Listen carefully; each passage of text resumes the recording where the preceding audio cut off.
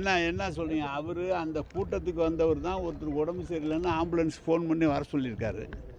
அவரை போட்டு அடிக்கிறாங்க. அது எப்படி நியாயம்னு நீங்கள் பத்திரிக்கைக்காரங்க தான் சொல்லணும். அவங்களே ஃபோன் பண்ணி வரவழைச்சி எனக்கு போலீஸ் ரிப்போர்ட் அப்படி தான் கொடுத்தாங்க. அவங்களே ஃபோன் பண்ணுறாங்க, அவங்களுக்கு வந்தாங்க. அது என்ன எந்த அளவுக்கு என்ன நடந்ததுன்னு தெரியல. அவங்கள ஆனால் எந்த விதத்தில் ஆம்புலன்ஸை போய் தாக்குறதுங்கிறது ரொம்ப தப்பு.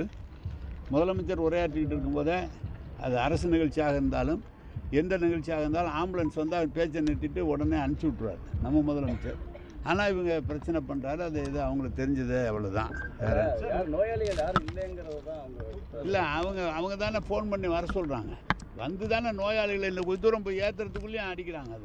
அதான் கேள்விப்பட்டு தான் பேசியிருக்காரு. இது மாதிரி நோயாளி, அதாவது ஆம்புலன்ஸ் உள்ளே வந்தாலே நோயாளியை திருப்பி அனுப்பிச்சிருவோம் அப்படின்னு மிரட்டி இருக்கிறார் டிரைவர். நோயாளி அதுக்காக அவங்கெல்லாம் ஆர்ப்பாட்டம்லாம் அந்த ஆம்புலன்ஸுக்காக அதனுடைய டிரைவர்கள்லாம் ஆர்ப்பாட்டம்லாம் பண்ணியிருக்காங்க.